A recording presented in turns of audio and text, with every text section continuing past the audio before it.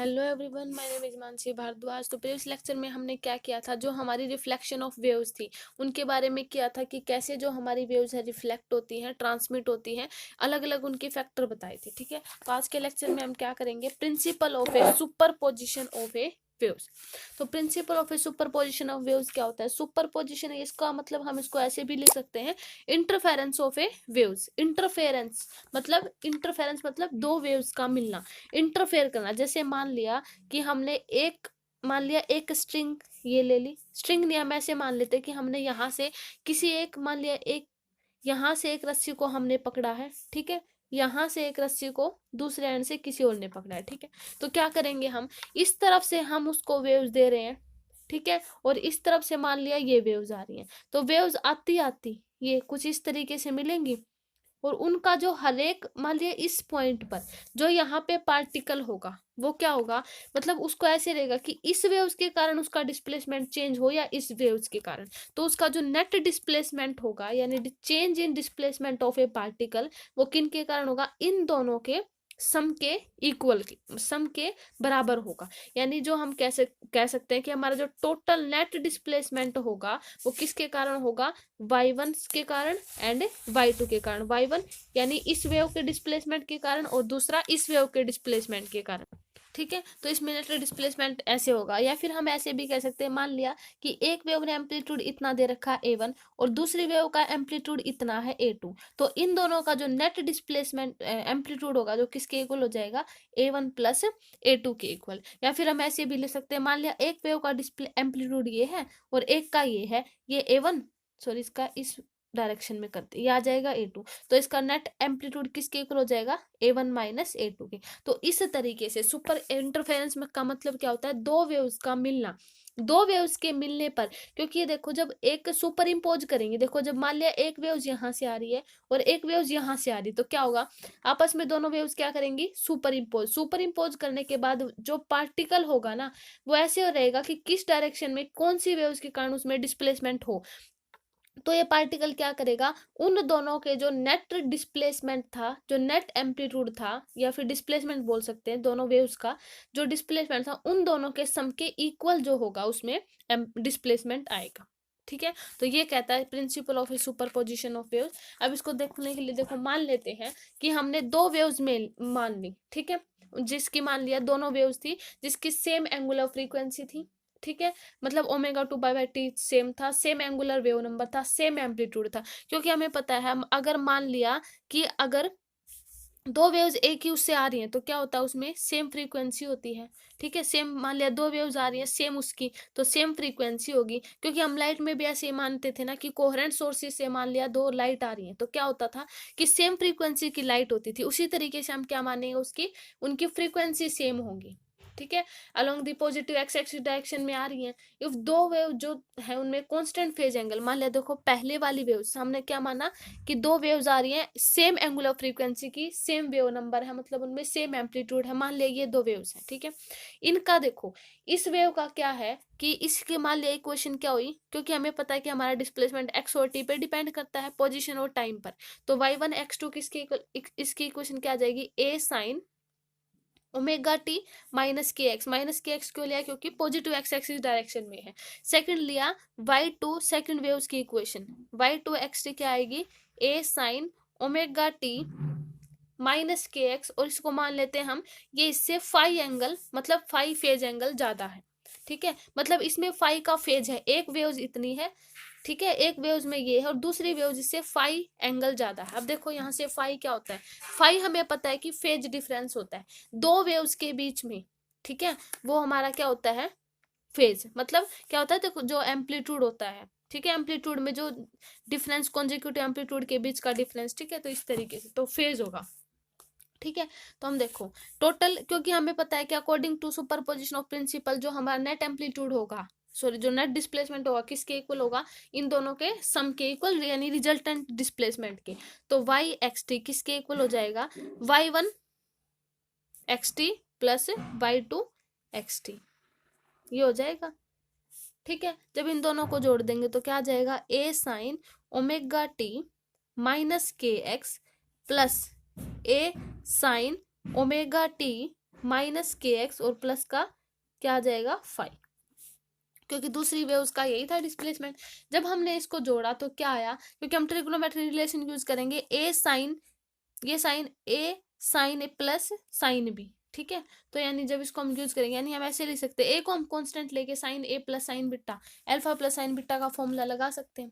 तो यहाँ से क्या आ जाएगा, देखो sine alpha plus sine beta का क्या फॉर्मूला होता है, A two sine alpha plus beta by two और cos alpha minus beta by two. ये इसमें ट्रिग्नोमेट्री रिलेशन का फॉर्मूला होता है। Sine alpha plus sine beta का क्या होता है, two sine alpha plus beta by two cos alpha minus beta by two. इसका हम इसमें यूज कर दे तो वाई एक्स टी किसके इक्वल आ जाएगा, टू ए, ठीक है। जब इसको जोड़ेंगे तो कोस फाइव बाई टू, ठीक है, क्योंकि इसमें देखो फाइव, जब हम इसको जोड़ेंगे साइन, ये sign alpha plus beta by two, और यहां से आ जाएगा sign omega t minus k x plus five by to, ठीक है, ये हो गया। अब इसको हम जोड़ देंगे तो यहाँ से जब इनमें वैल्यू रखेंगे तो देखो ये आया, जब इसमें two A cos five by two sine omega t minus k x plus pi by two, ठीक है, ये आ जाएगा। उसके बाद देखो जब हम इसमें क्या रखेंगे, ठीक है, तो ये इक्वेशन आ गई। अभी इसमें क्या लिखते हैं, हमें अलग अलग कंडीशन लेंगे। मान लिया फर्स्ट कंडीशन, मान लिया फाइव एक बार जीरो ले लेते हैं, ठीक है। अब जीरो लेंगे तो हमारी जो ये रिजल्टेंट इक्वेशन बनी है, ये हमारी रिजल्टेंट एम्पलीट्यूड रिजल्टेंट डिस्प्लेसमेंट की इक्वेशन बनी थी ना, वाई एक्स टी, ये हमारी क्या आई थी, रिजल्टेंट वेव की इक्वेशन टू आर। अब इसमें क्या लिखेंगे, पहला केस हम लिखेंगे, मान लिया five is equal to zero ले। अब इस पूरे केस में five is equal to zero लेंगे तो क्या बचेगा, टू ए कोस जीरो कितना होता है, वन साइन ओमेगा टी, और यहाँ पे जीरो, तो ये इक्वेशन क्या बन जाएगी, two A sine omega t और माइनस के एक्स, ठीक है। तो यहाँ से क्या आया कि जो एम्पलीट्यूड आया रिजल्टेंट वेव का वो कितना आया, टू ए, ठीक है, which is largest possible as, किससे ज्यादा लार्जेस्ट आया, देखो इसमें देखो, यानी देखो इसका क्या मतलब हुआ, इस इक्वेशन का क्या मतलब हुआ, जो हमारा एम्पलीट्यूड है ना, रिजल्टेंट एम्पलीट्यूड जो आया वो पहले वाले एम्पलीट्यूड से ज्यादा आया। हम ऐसे मान सकते हैं कि मान लिया हमारी waves y one x one t की और वाई टू एक्स टू की, मान लिया हम कुछ इस तरीके से मान ले, अगर मान लिया उनकी वेव कुछ इस तरीके से आई थी, और जो हमारा रिजल्टेंट एम्पलीट्यूड आया उसकी वेव किसके इक्वल आई है, टू टाइम्स ऑफ एम्पलीट्यूड। हमारी इक्वेशन में पहले आगे की सिर्फ कितना था, ए साइन ओमेगा टी, यहाँ से हमारा एम्पलीट्यूड कितना टाइम्स हो गया, टू टाइम्स हो गया।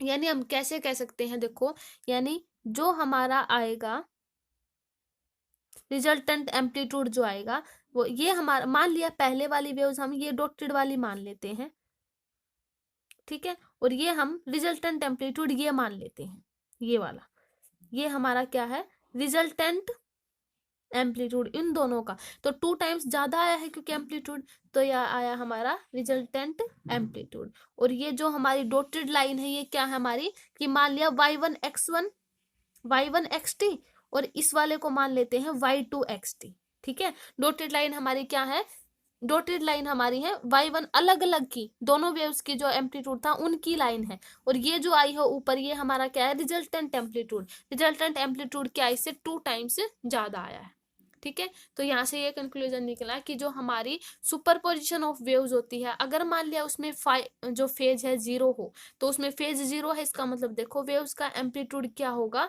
मैक्सिमम होगा, ठीक है। अगर इसी केस में हम फेज को सेकंड केस मान ले कि फाई इज इक्वल टू पाई मान लेते हैं, तो पाई मानेंगे तो क्या होगा, एक टाइप से ये एक दूसरे के इफेक्ट को कैंसिल कर देंगी। देखो मान लिया अगर फेज फाई मान ले, तो मान लिया पहली जो उनके अलग अलग एम्पलीट्यूड कुछ इसी तरीके से आए, मान लिया ये, मान लिया वाई वन का मान लेते हैं, ये मान लिया वाई टू का मान लेते हैं, उनका जो रिजल्टेंट एम्पलीट्यूड आएगा, क्योंकि जब हम फाई की वैल्यू पाई रखेंगे, देखो पाई बाय टू यहाँ से पूरा जीरो हो गया, यहाँ से देखो y x t resultant amplitude क्या आया, जीरो आ गया एक टाइप से। यानी देखो इसके ऑपोजिट कुछ इस तरीके से वेव्स बनेंगी जो कि हमें कोई एम्पलीट्यूड ही नहीं देंगी, वो एक दूसरे के इफेक्ट को कैंसिल कर देंगी। यानी हम इसका ग्राफ कुछ इस तरीके से प्लेन बना सकते हैं, कुछ नहीं आएगा, ये हमारा क्या है, resultant amplitude y x t, और ये अलग अलग हो जाएगा, ठीक है। तो अगर हमारी दोनों वेव्स के बीच में एंगल क्या है, फाई है, तो ये बनेगा। अगर हमारे दोनों वेव्स के बीच में एंगल, सॉरी जो फेज है, एंगल नहीं बोल सकते इसको, फेज, फेज क्या होगा, 0, तो हमारी वेव्स का जो एम्पलीट्यूड होगा वो क्या होगा, मैक्सिमम होगा। ठीक है। तो ये थे हमारी principal of a superposition of a waves. ठीक है। तो मतलब प्रिंसिपल सुपरपोजिशन का मतलब क्या होता है, दो वेव्स का मिलना, वो एक टाइप से क्या होता है, सुपरपोजिशन ऑफ ए वेव्स। अब देखो, हमने लाइट में क्या पढ़ा था कि मान लिया हमारे जो लाइट सोर्स से, मान लिया कि लाइट सोर्स से कोहेरेंट सोर्स मान लेते हैं, मान लिया उस कोहेरेंट सोर्स से जब दो लाइट आ रही होती थी, तो हम क्या मानते थे कि हमारा जो फेज डिफरेंस और जो पाथ डिफरेंस है उसमें क्या रिलेशन होता था, हम ये देखते थे। अब हम इसमें भी यही देखेंगे कि मान लिया कि एक कोहेरेंट सोर्स ही मान लेते हैं, वहां से दो वेव्स आ रही हैं, ठीक है, तो उनके जो पाथ डिफरेंस और जो फेज डिफरेंस है उसमें क्या रिलेशन होता है। ठीक है। देखो मान लेते हैं हम, यहाँ पे हमने सोर्स S1 ले लिया, यहाँ पे हमने सोर्स S2 ले लिया, यहाँ पे कोई पॉइंट हमने P ले लिया। ठीक है। इस सोर्स से वेव्स आई, इसमें गई, और इस सोर्स से इसमें गई, यानी इसको, ये क्या है, इसको मान लेते हैं हम x1, इसको मान लेते हैं हम x2। ठीक है। ये हमारा कोई पॉइंट P मान लिया। अब क्या होगा, देखो इसमें जो हमारी वेव्स आ रही हैं इस सोर्स से और इस सोर्स से, अलग अलग होगा उनका पाथ डिफरेंस। देखो इसका पाथ डिफरेंस ज्यादा है एज कंपेयर टू दिस। अब देखो उस, इसमें जो फेज डिफरेंस होगा इन दोनों में, और जो हमारा पाथ डिफरेंस है उनमें क्या रिलेशन होता है ये देखते हैं। ठीक है। तो देखो मान लिया इस वाली जो इक्वेशन, इस वाली वेव्स की इक्वेशन आई, y1 is equal to a1 sine omega t plus k x. ठीक है। प्लस मान लो चाहे माइनस मान लो। ठीक है। y2 सेकंड की मान लेते हैं हम a2 sign omega t plus k x. ठीक है। ये मान लेते हैं। अब हमने क्या मानना है कि हमारी जो सोर्स है मतलब वेव्स का, वो क्या है, कोहेरेंट सोर्स। अगर कोहेरेंट सोर्स है तो फ्रीक्वेंसी क्या होगी, सेम। फ्रीक्वेंसी सेम है क्योंकि कोहेरेंट सोर्सेज के लिए सारी कंडीशन होती है कि एंगुलर फ्रीक्वेंसी भी सेम होगी, ये मैंने अभी अभी पीछे करवाया है, ओमेगा भी सेम होगा, ठीक है, लैम्डा भी क्या होगा, सेम होगा, ये सारी चीजें सेम होंगी। ठीक है। यानी उनका जो नेट डिस्प्लेसमेंट होगा वो किसके इक्वल हो जाएगा, y1 प्लस y2 के सम के इक्वल आ जाएगा। ठीक है। ठीक है। अब हम इन y1 y2 को जोड़ दें तो क्या आ जाएगा, y नेट किसके इक्वल आ जाएगा, a1 sine omega T, sign omega t plus k x, plus में क्या आ जाएगा, a2 sign omega t plus k x. अब देखो यहाँ से ये चीजें तो सेम है, ओमेगा टी, लेकिन हमारे पास जो ये पाथ डिफरेंस है ये अलग अलग है, इस वेव का कुछ है और इस वेव का कुछ है, तो अलग अलग है, तो हम इनको सेम तो लिख नहीं सकते।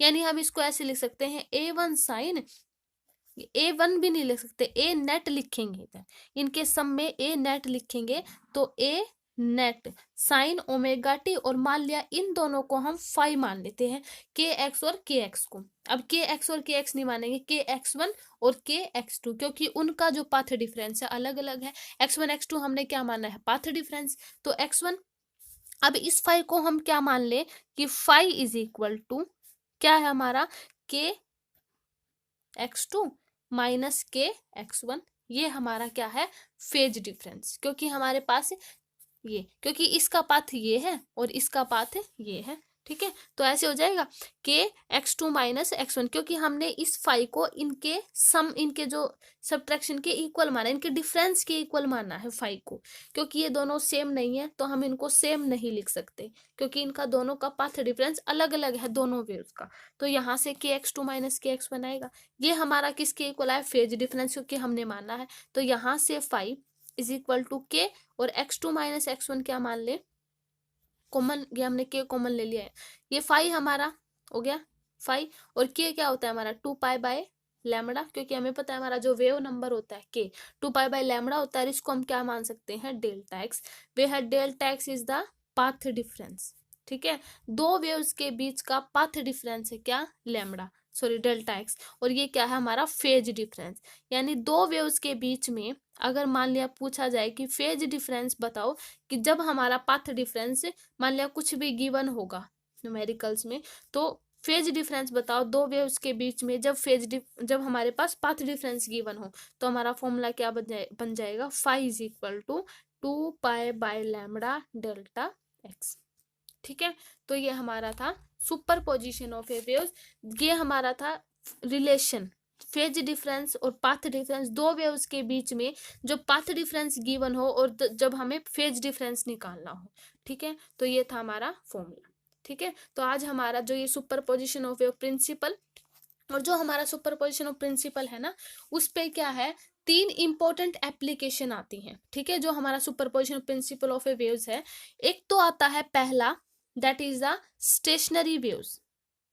स्टेशनरी वेव्स, स्टेशनरी, ये इसकी एप्लीकेशन है जो हम यूज करेंगे इस प्रिंसिपल ऑफ सुपरपोजिशन का इन चीजों में जो हम आगे पढ़ेंगे। स्टेशनरी वेव्स पढ़ेंगे, बीट्स, और थर्ड है इंटरफेरेंस ऑफ ए वेव्स।